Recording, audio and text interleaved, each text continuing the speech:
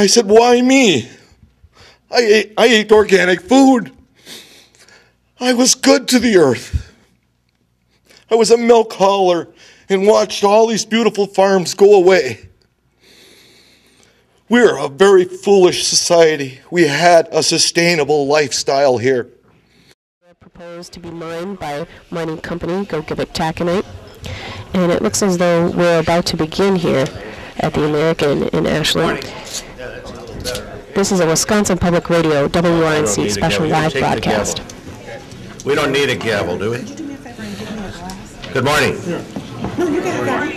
And welcome. I want to thank you all for coming here this morning. Janet Bewely and I want to first of all thank everyone for their willingness to come up on a Saturday morning and participate in this listening session. Most of all to our colleagues who have come a long way. We'll have the opportunity to testify, introduce themselves for traveling this long distance to let the people of northern Wisconsin know that their voice matters. I can't tell you how frustrated it was to know that only one public hearing was held on this bill, on SB1 and AB1, and that it was held in Madison, so far away, and reducing access for the citizens of northern Wisconsin. Representative Bewely and I wanted to make sure that we gave the citizens an opportunity to express their views so that when the bill is voted on by the Finance Committee and the full legislature, that we can pass your views on to our colleagues. What we did not realize until these members who you see up here responded was how deeply committed our colleagues are to coming to northern Wisconsin to learn, to listen, and to show understanding of a very complicated and challenging issue. Between yesterday and today, 1/3 of the state Senate traveled to northern Wisconsin. Like many of you who traveled to Madison by getting up at 2 o'clock in the morning, some of them got up at 3 o'clock in the morning in order to be here by 10 to have an all-day meeting and to be here today. Some of those members have had to return to their business, but as you can see, we have a full contingent of senators and representatives who are telling you that your voice matters, you count. This is your government. We want to make sure that you have every opportunity to participate. There are two bills that we are having this public hearing on, SB1 and AB1, which are the same bills, Assembly bill and the Senate bill, and Senate Bill 3 that Senator Cullen will have the opportunity to talk about.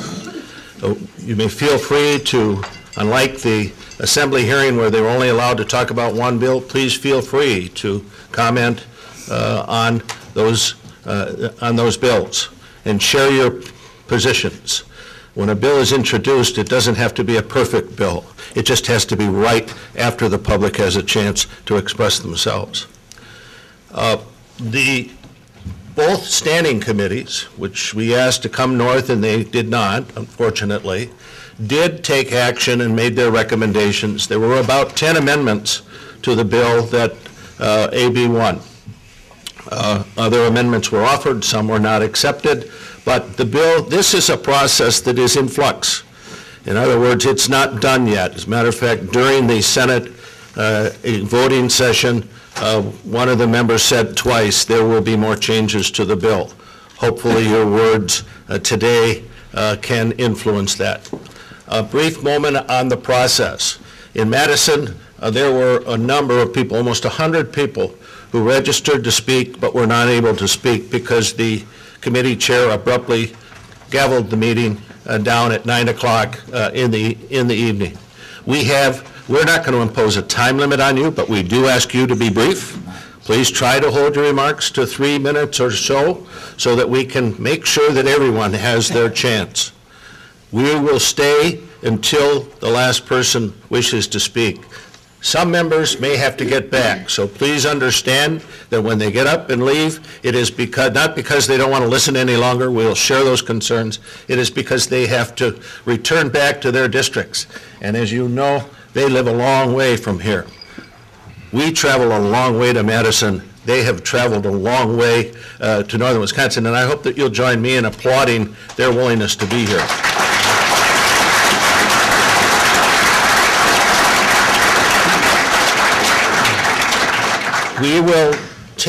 We've identified individuals who were in Madison who wanted to testify and could not. Those individuals are going to be prioritized. We want to give them that chance first.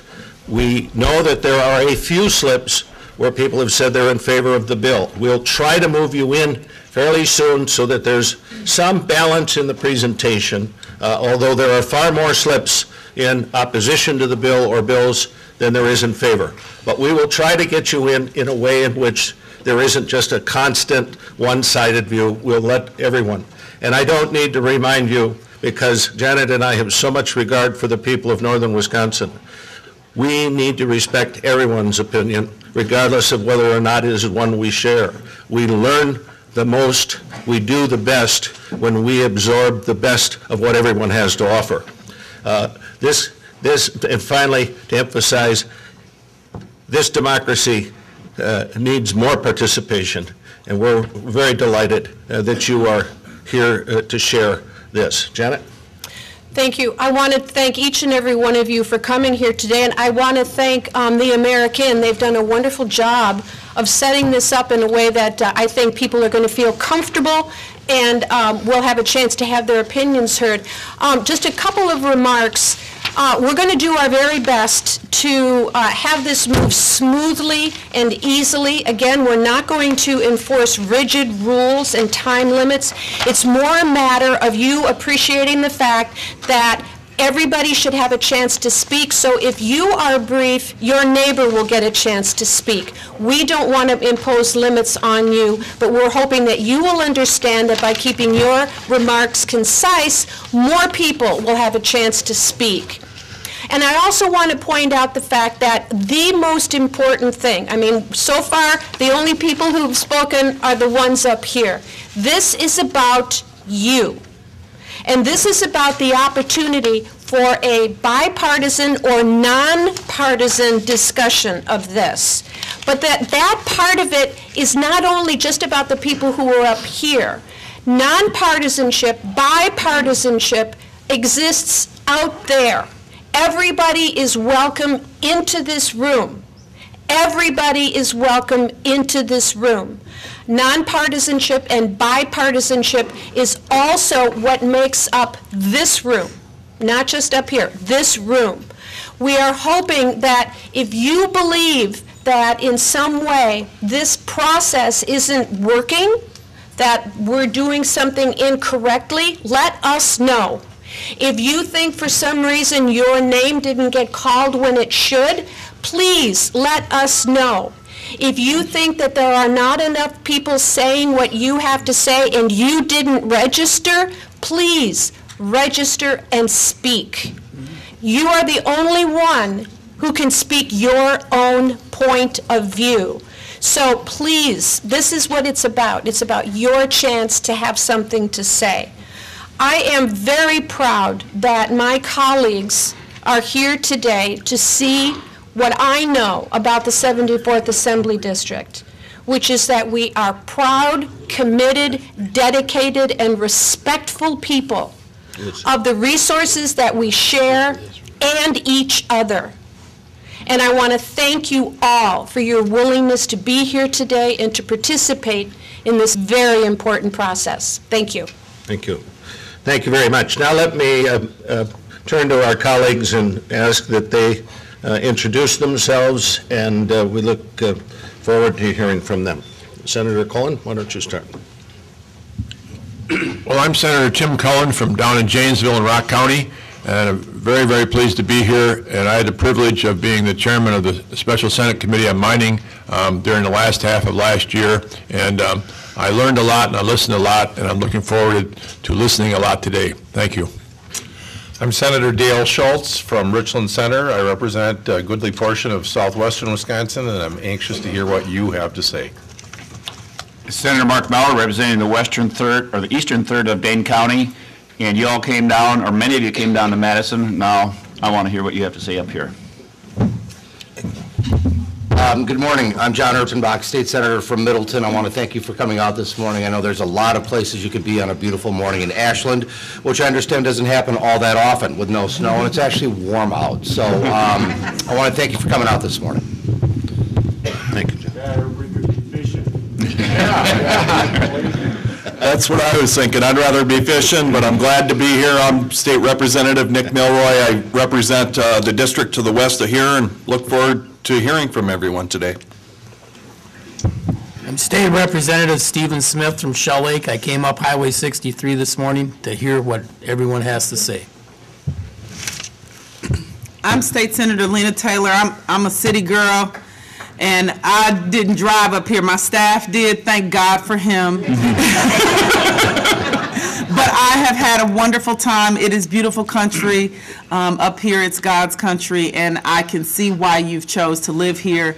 I think it's crucial when we're doing something that is so important and will have such an effect on our state that we come and hear from the people who have chose to live here, who sacrifice and live here and allow you to have input. So I will not be able to stay for the entire hearing, so I apologize ahead of time, but I did get a chance to hear some people yesterday in a small hearing with some of your electeds and some of your community members from different communities, and so I look forward to hearing those we can today. Good morning. I'm State Senator John Lehman from Racine. I represent parts of Racine and Kenosha counties. I've had the pleasure of serving with Senator Cullen on the Mining Committee last fall and with Senator Jauch on the current Mining Committee. I just want to thank Representative Bewely and Bob for the wonderful arrangements they've had, for the Bad River people, for their wonderful hospitality, and for friends and neighbors throughout the area who have been so cordial to us all day yesterday. We really appreciate your comments today. Thank you all for being here. As is the custom with public hearings on legislation, authors of the bill have an opportunity to describe the bill. We don't have any of the authors of SB1 or AB1. I think many of you are quite familiar with those bills.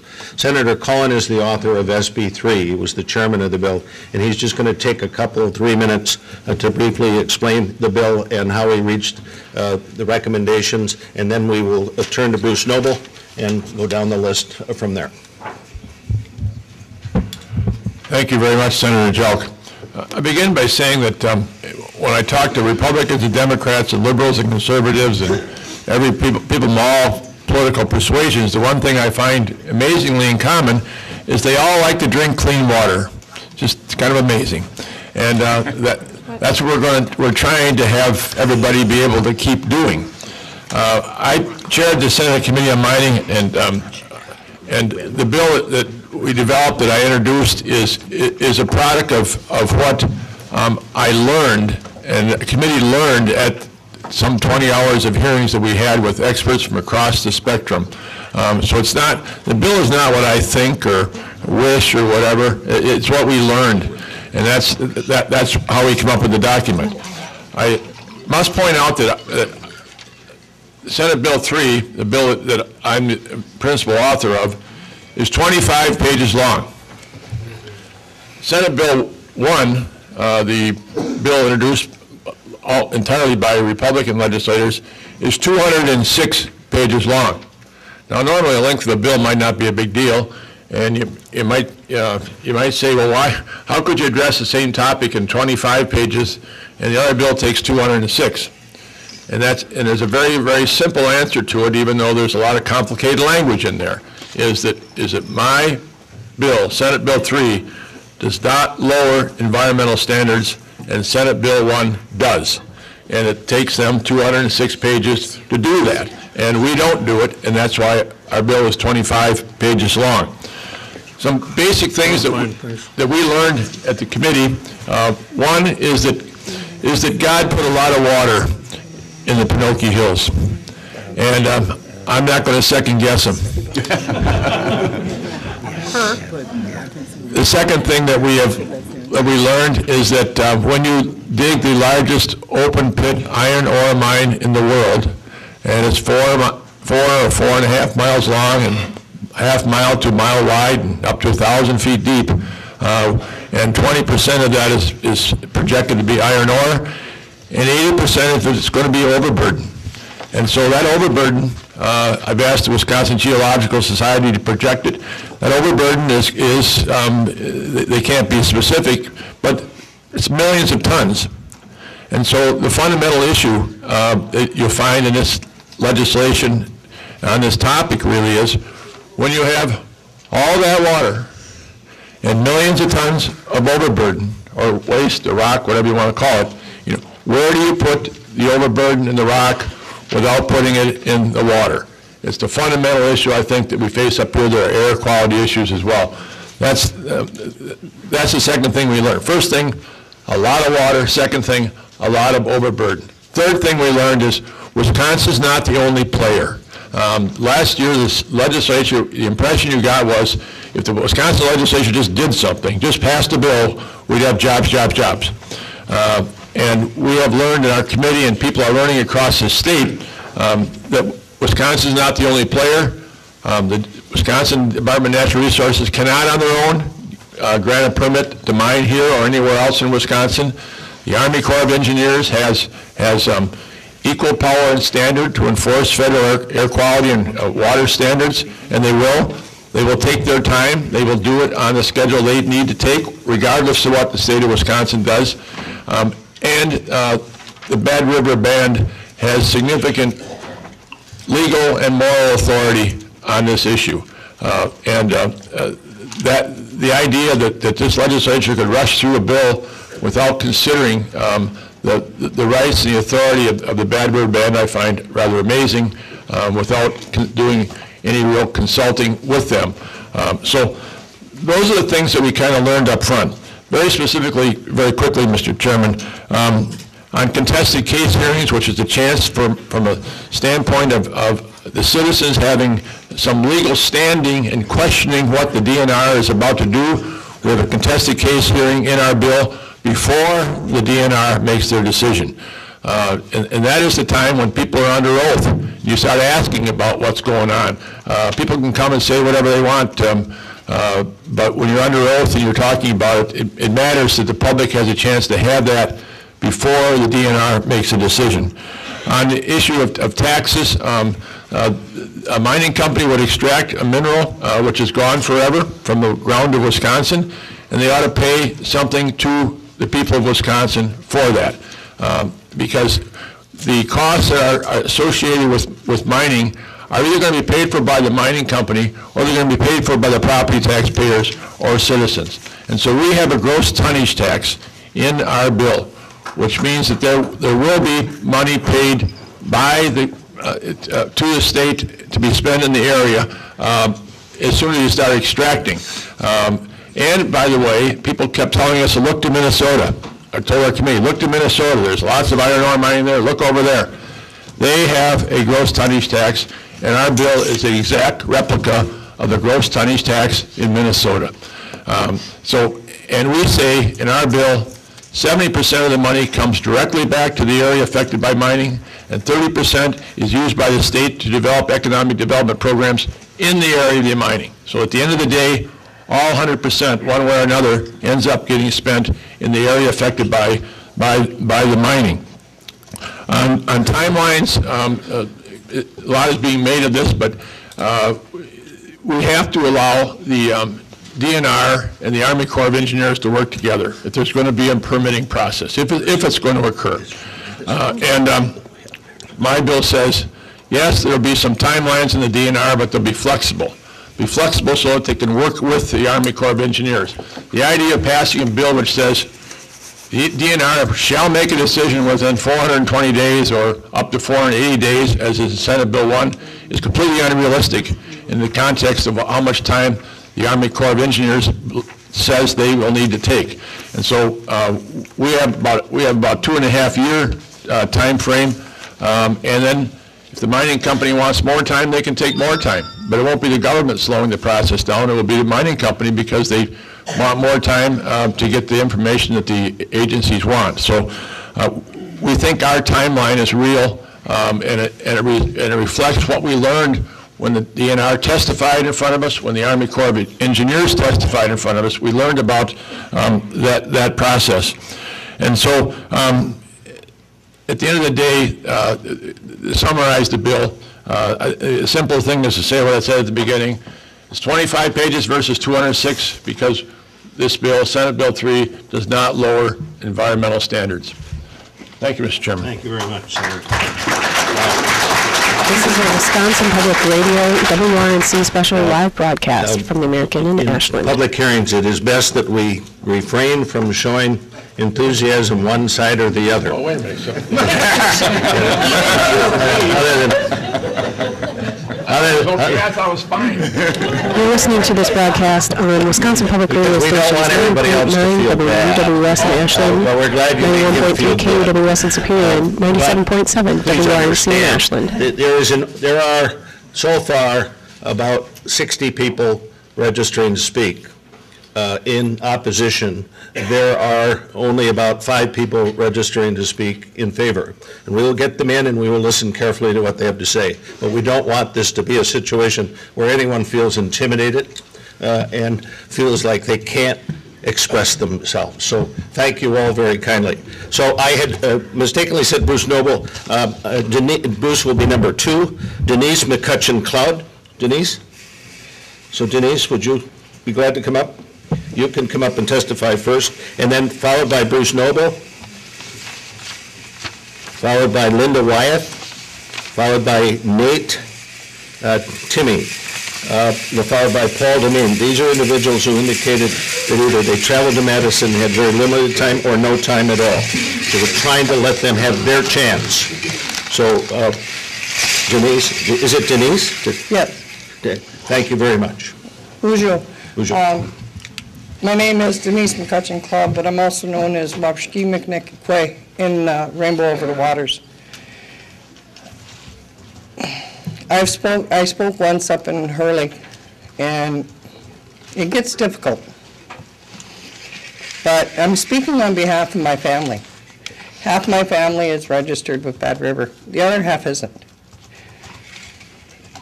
One of the primary things that always gets me emotional is my son. He's not a Bad River tribal member, but he is a veteran. He's a veteran that has served 2 tours overseas. And he's a medic with the Navy. And this last tour took a lot out of him. And he had come home with injuries. I do apologize. And he joined the whole family together in the 4th of July parade. And one of the things that he said he was proud of was that he was able to come home. He was able to go out into the Penokee Hills. He was able to go out in the Barrens and in the ceded territories. And as a family, we were able to teach my grandkids, the ones that he left for 4 years between his 2 tours. He left them behind. He was able to come back and teach them about our waters. He was able to come back with me and my husband and the rest of the family and teach them about the way that I raised them, the way that my husband and I both raised them. My husband is from Cornucopia. He's a lifelong logging family. They were logging for many years, and that's become pretty much extinct in some areas. And it's hard. It's a hard life.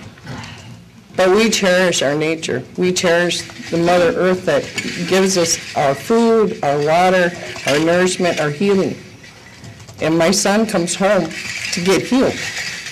He goes there because of the water, the amount of water that's there.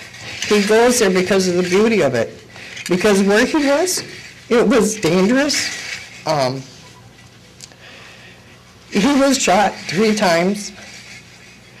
He had to put his platoon back together from bombs blowing up. And this is where it was hard. as he was injured, he was taking care of the men that were serving with him. You know what he does? He brags about when we get back home, we get leave, he says, I'm taking you home with my family. And he brought 4 of them home. The first time he brought 3, the last time he brought 4.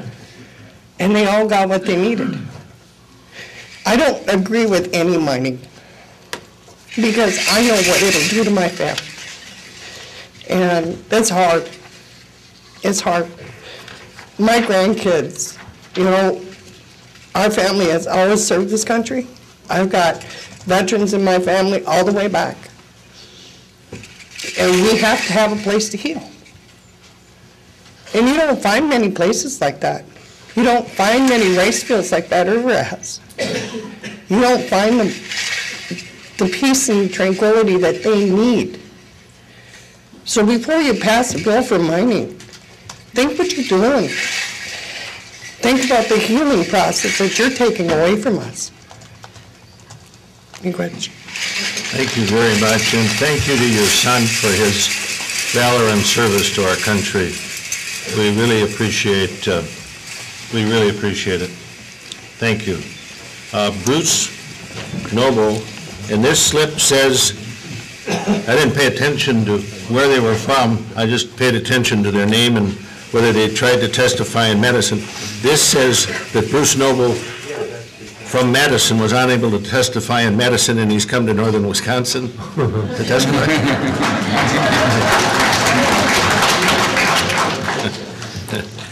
Did you want more applause? Thank you, Bruce Noble. Thank you very much for all of you for coming, and those behind me as well. My name is Bruce Noble.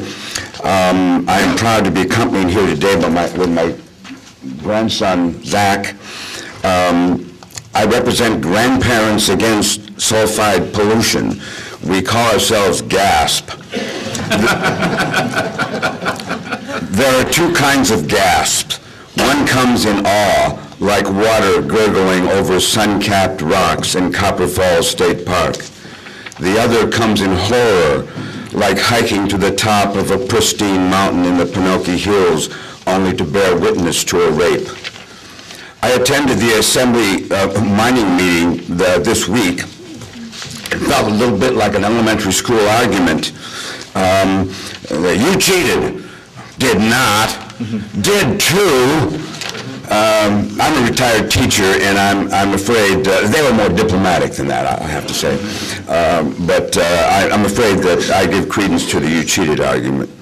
The Superior Telegram newspaper reported that mining companies contribute more than $15 million to pro-mining politicians in Wisconsin in 2012, most coming from Chris Klein, CEO of the Klein Group and owner of Ojibwe Taconite.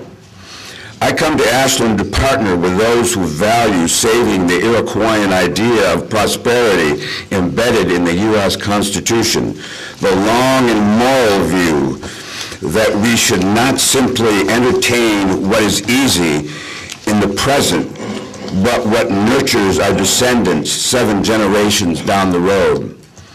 Do I worry about the economy in the North? Of course I do. I grew up in the Great Depression in a house built above an abandoned deep shaft mine.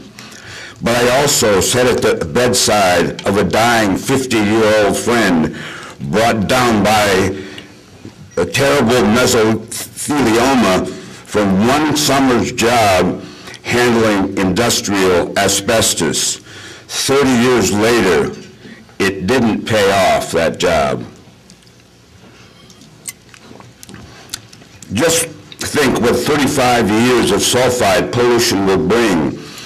Ojibwe Taconite's $1.5 million investment of greedy, pollution-tainted dollars will dwarf any pittance received by the good people of the North. Mike Wiggins of the Bad River calls it genocide, and I agree. Taconite mining is a long repeated scenario of government corporate exploitation of land, water, and people in the interest of a short-term bonanza. Then there's a lie of reclamation after the pit is played out and the bonanza is depleted. In Kentucky, where open pit mining ripped off the top of the Appalachian Mountains, they say reclaiming land and water is like giving back purity to a raped virgin.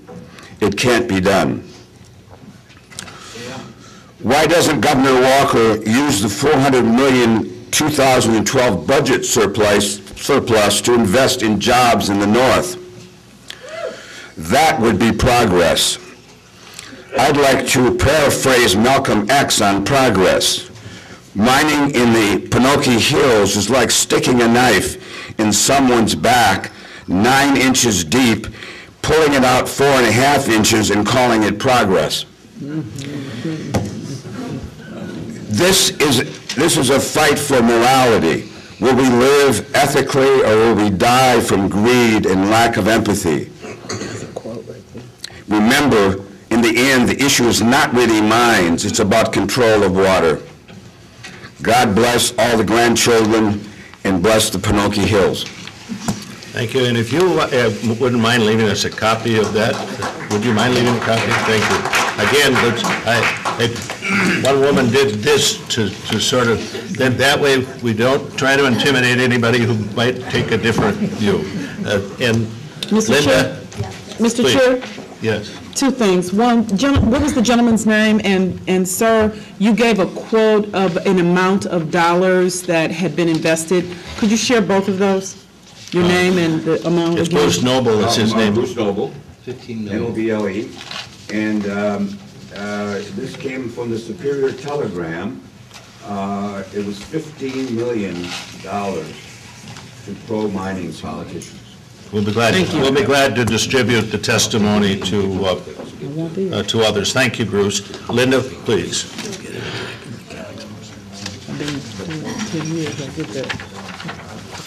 Hi, my name is Linda Wyeth. I'm from Curtis, Wisconsin, which is a little tiny village down in north central Wisconsin, about halfway between Wausau and Eau Claire.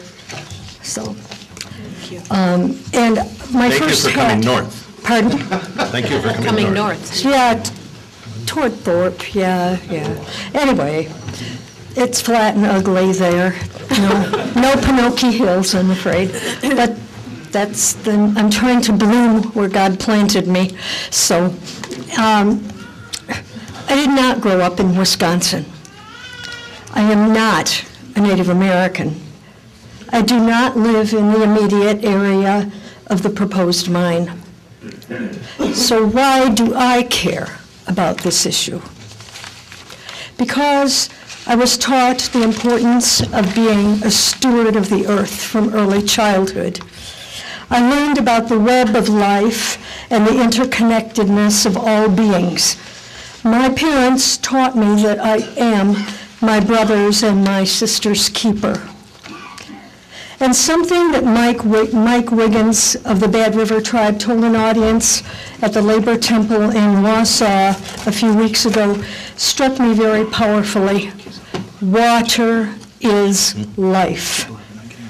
So if you care about the people of Wisconsin, stop this insanity. Do not make laws that will lead to further degradation of our water and environment. Protect the Penokee Hills for us, our children, our grandchildren, down to the 7th generation.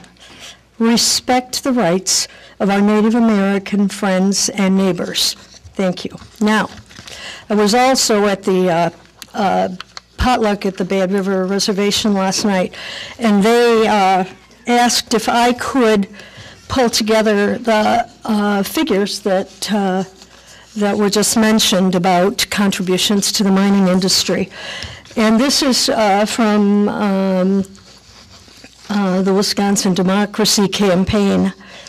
My understanding is, although I had to leave shortly before the lady spoke, is that at the end of the hearing, toward almost the very end of the hearing in Madison, a woman came up and gave this information. That was the end of that hearing. Let me see. Top legislative recipients of campaign contributions from special interests that support mining deregulation from 2010 to June 2012. Alberta Darling, $467,000 plus. The committee to elect a Republican Senate, $313,000 plus. Scott Fitzgerald, $262,000. Republican Assembly Campaign Committee, $178,000. Terry Moulton, who's my state senator, and I'm going to have a few words with him quite soon, $173,000. Sheila Harsdorf, $153,000. Assembly Democratic Campaign Committee, $158,209. And the Senate Democratic Committee, $156,000. Leah Vukmer, and I don't know if that's right, $105,000, and on down through Travis Tranel, $51,539. And I think there's a separate figure here for Scott Walker. Well, I don't know where that one is. But it doesn't sound very good, to say the very least. Okay. A couple of other things.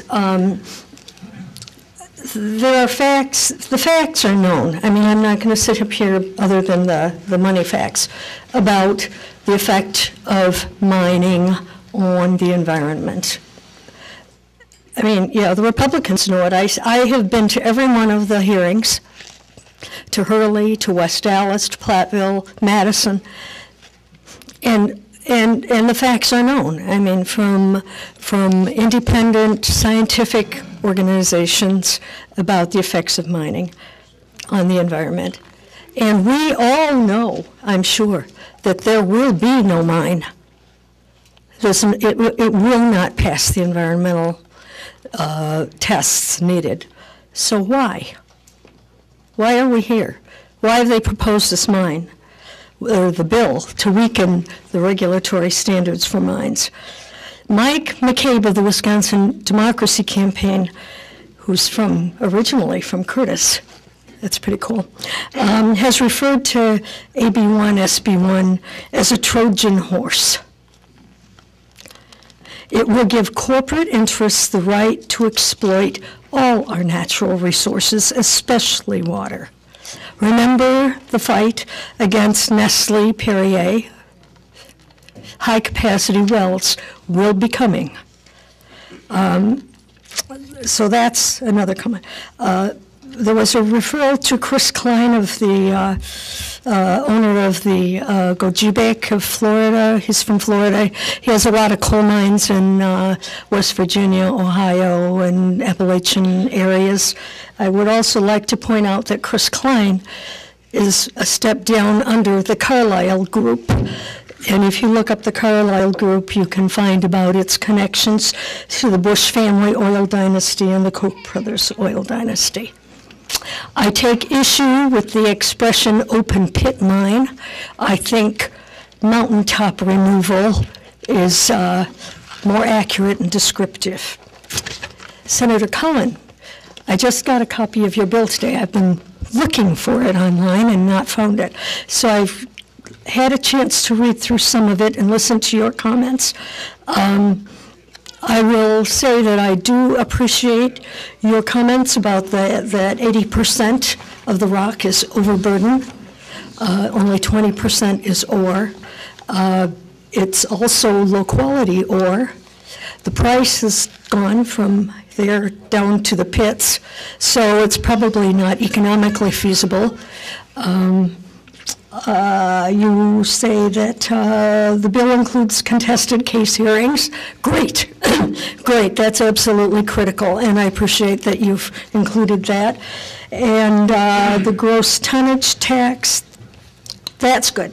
And the change of the balance of money going to the local impact funds to 70% to the local community, 30% for state development in the mining area. That's absolutely excellent. I would absolutely hate to see any of this money going to the WEDC, which has grossly mismanaged the money they've gotten so far.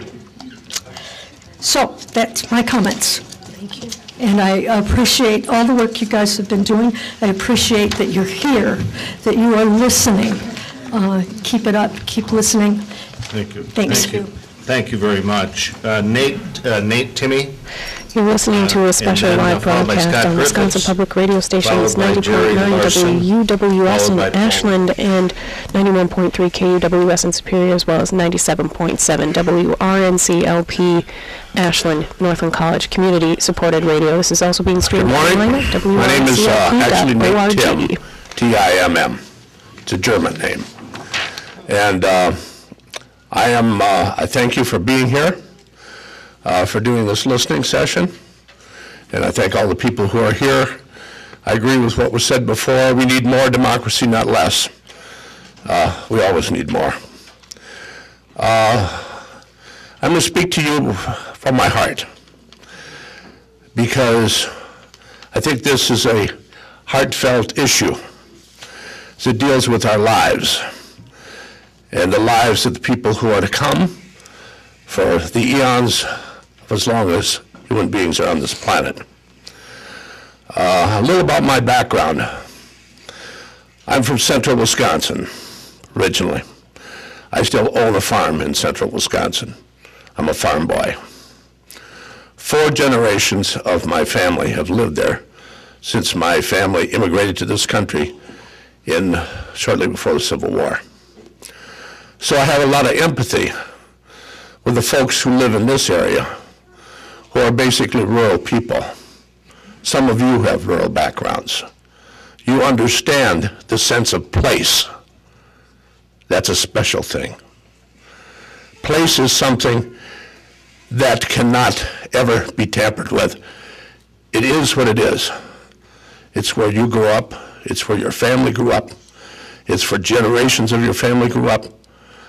It has a very distinct part of your life and of your character. Interventions change that. Interventions like what we're talking about here change that. And they change that irreparably. It's not something you can fix. You can't mitigate that. It's changed, and it's changed forever. And that's the power you folks have, and the power the folks in the legislature have. And that's why we elected you, to give you that kind of responsibility, to make those decisions wisely, not only on behalf of the people who are living now, but on those who live in perpetuity. That's heavy. That's heavy. Please take that very seriously.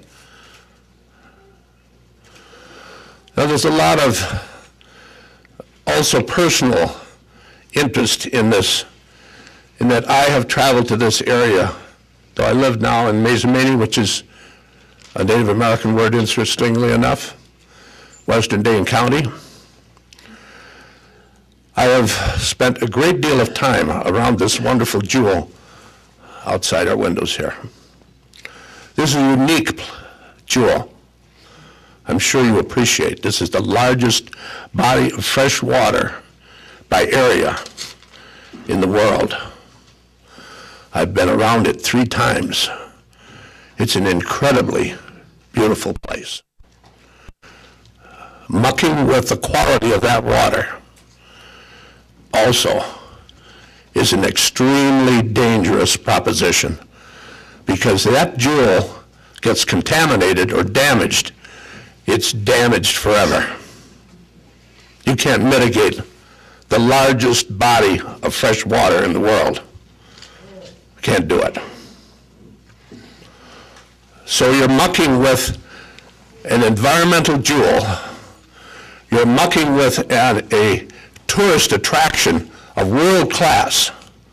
Who's to say what the job creation revolves around this jewel out here in perpetuity compared with the short time frame of job creation that this mine could pertain to. And then there's another question. How many jobs, period? Those of us who know about extractive industries know that it's easy to promise, and it's another thing to deliver. As human beings, we're so vulnerable to manipulation and the advertising gimmicks. Who wouldn't want to have jobs in a time of economic decline? Those of us who know that those jobs aren't going to come, and those who know those jobs come, if they come at all, at an enormous price. Do you think, does anybody think, that these mining companies, in that they've chosen to extract this by a mountaintop, I like that term, mountaintop renewal, because that's exactly what we're doing here. Do we think that those companies are going to trust these enormously expensive pieces of equipment to Joe the truck driver? Really? Do you really think that? Huh? No. They're not going to do that. They're going to bring folks from where else in the world who's an experienced operator to operate the pieces of equipment. They might give a few jobs to gatekeepers at a minimum sort of wage level, but that's not going to really help the economy of this area. This is a bait and switch tactic here, and let's recognize it for what it is. And at the consequence of an enormous price to jobs for the future and the quality of our environment, which we've been so proud of. This gentleman over here had a sign up about Gaylord. Gaylord Nelson fought to see that the Apostle Islands were set aside just up the road a piece. Many people here, I'm sure, have been to those beautiful islands. He fought to preserve them in their pristine condition. And now we're thinking about exposing them to an environmental risk. Is that where we're going? Is that the kind of pathway we're on? Is that the kind of state of Wisconsin you all are willing to vote for? Thank you. Thank you very much for your testimony. Scott Griffiths.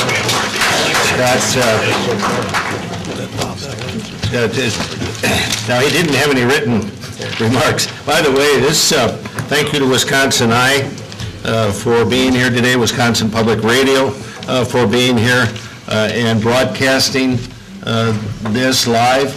I'm sure it'll be on their archive. Wisconsin Eye and Public Radio do a tremendous job in providing access to citizens and assuring their ability to be able to participate even if they cannot be here in person. Scott Griffith, Mayor of Washburn. Mayor? Thank you all very much for coming up and listening to the citizens in northern Wisconsin.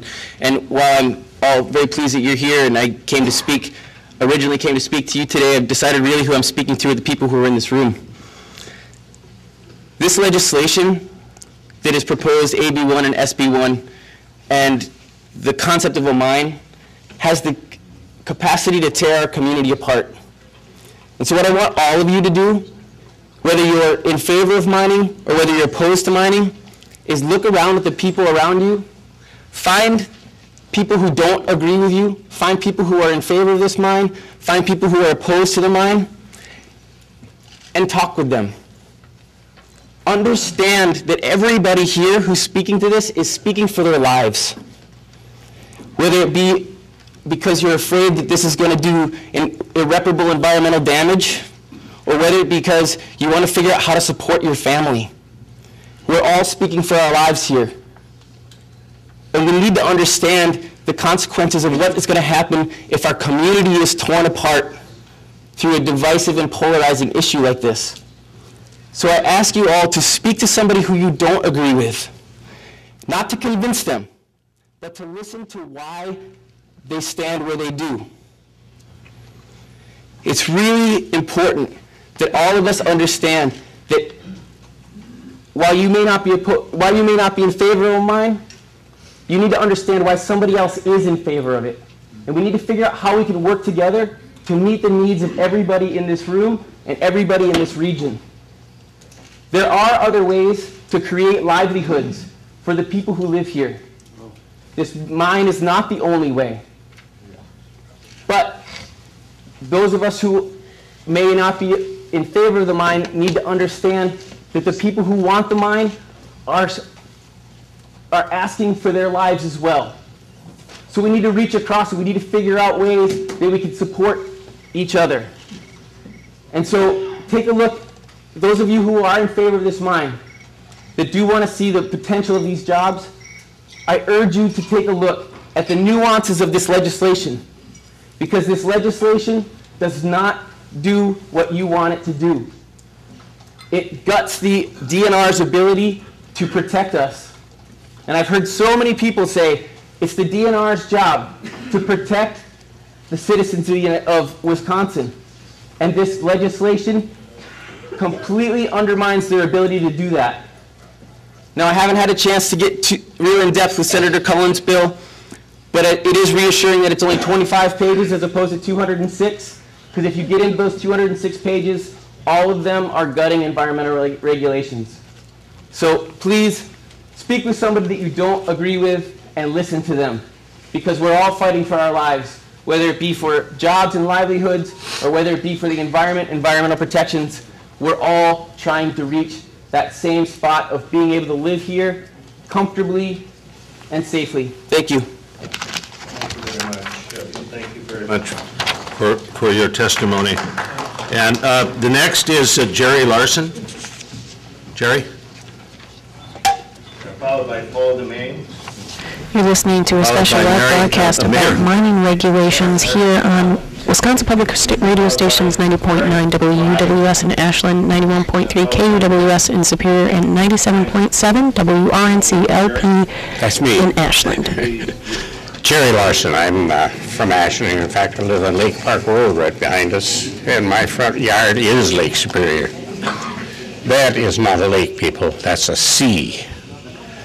And I can look out across and see the Apostle Islands. And when I lived in Minneapolis, we kept a boat at Bayfield. Trying to speak The middle mic. The middle mic? The other middle mic. Okay, there it is. That's the one. But we had, this was represented as being a bipartisan meeting here, but there are 2 Republicans and 8 Democrats. It doesn't sound very bipartisan, does it? But that's okay. That's better than 10 Democrats and no Republicans. That's right.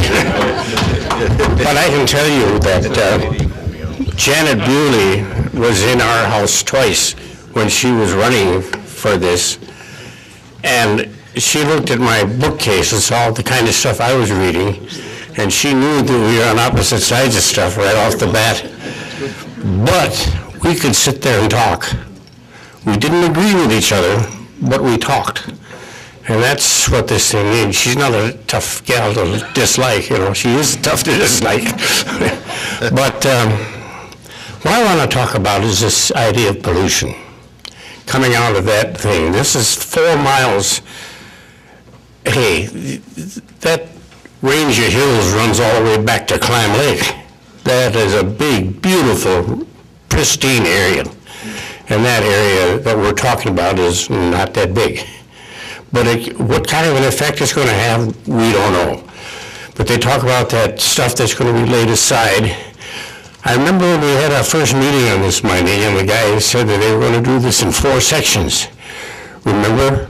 They dig the first one, they set that stuff aside. When they dig the second one, it'll go into the first. Third will go into the second, and fourth will go into the third. So, this is something that has been accused. And these people said they were going to do what they can to prevent pollution. I don't believe they would be 100% successful, nor do the rest of you. But that I think something can be done about pollution right at the beginning. Now let's look at those creeks coming out from that area that will be affected. It comes over and joins another bunch of streams. You come out of those lakes that are just southeast of Mellon, which aren't affected, and will come together and it's about half and half. And I think that the degree of pollution, the incidence of it, could be cut almost in half. But let's not end there. We go on downstream and we come to Mellon and Copper Falls. Now you got the Tyler Forks River dumping in, probably 2/3 the size of the Bad River at that point. But it has an impact on the concentration of pollution. We don't end there. We're on downstream, and here comes the Moreno River. Again, over half the size of the Bad River, having an extreme effect on the amount of pollution that's going to be there. We don't end there. We go downstream to Gurney. Here comes the Potato River.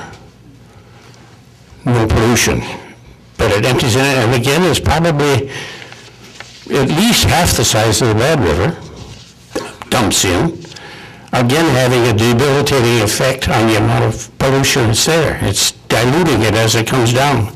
We're not ending there. We go to Rodena. Here comes the White River. 2/3 the size of this big Bad River by now. Same thing. It has an impact on the pollution, on the amount of pollution, the concentration of pollution that's there. I have a tough time believing by that time that there's enough pollution in there to hurt anything. But now there's another inconvenient truth about this. We've heard people talk about the wild rice that grows out there. It grows in the Kakagan sloughs. The I can't say it. The Kakagan sloughs is not part of the Bad River system. It's not part of it. Any pollution come down the Bad River is never going to get into the Kakagan sloughs, so that wild rice would never be affected. That's kind of an inconvenient truth for the environmental activists. And I separate them from me, which I think I'm an environmentalist. But these guys, I'll tell you what, they've learned to play fast and loose with the truth. So, there's only one thing there that bothers me about that mine, and that's the fact that it's going down 1,000 feet. My water is well water, and I'm directly north of them. I don't know if that could have an effect. If there is, we could probably do something about it, you know. But that's about the only thing about that thing that worries me. That pollution thing, I just don't believe that would have an effect on anything. Thank you. That's all I got to say. Thank you for expressing your view. Thank you. We appreciate it. Paul Demain. Paul Demain. The Native people also knew that the Creator had given everything for us to survive on this earth.